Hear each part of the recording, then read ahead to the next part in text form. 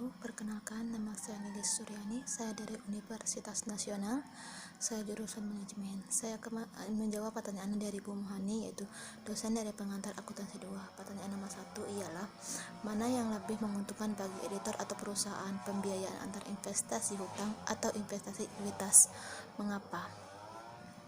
Jawabannya adalah tergantung dengan perusahaan atau startup.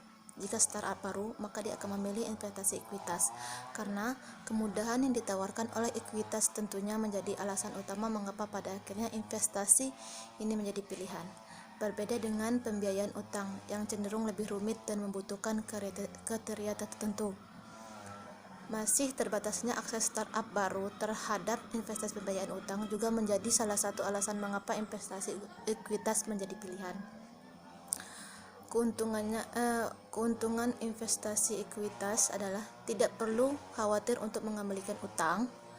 Ketika startup memutuskan untuk menerima investasi dalam bentuk ekuitas, secara otomatis posisi founder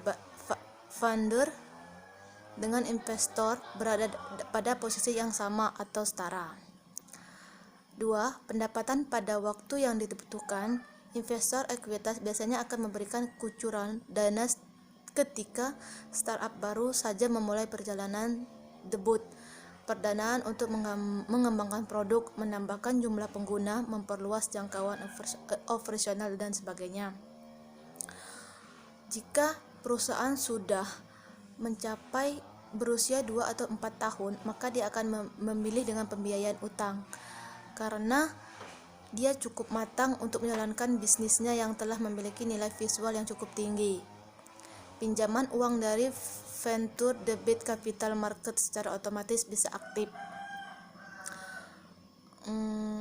Keuntungannya adalah tidak ada pencairan ekuitas. Perusahaan tidak perlu mencairkan saham ekuitas mereka untuk meningkatkan untung utang, meskipun dapat ekuitas surat perintah klausul dengan utang usaha yang memungkinkan pilihan dana utang usaha untuk berpartisipasi hingga 1,5% dan jumlah peminjaman dalam kasus putaran lain dan perdanaan atau ekuitas startup. 2. Pihak venture debt akan memberikan waktu kepada perusahaan untuk menaikkan putaran perdanaan berikutnya dari private equity investor atau PE. Jadi kesimpulannya,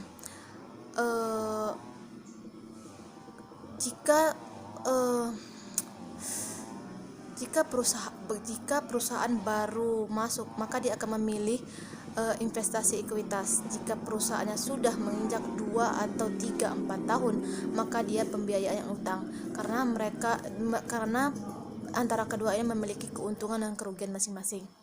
Jawaban pertanyaan nomor 2 yaitu, apa perbedaan sekuritas ekuitas dan sekuritas hutang?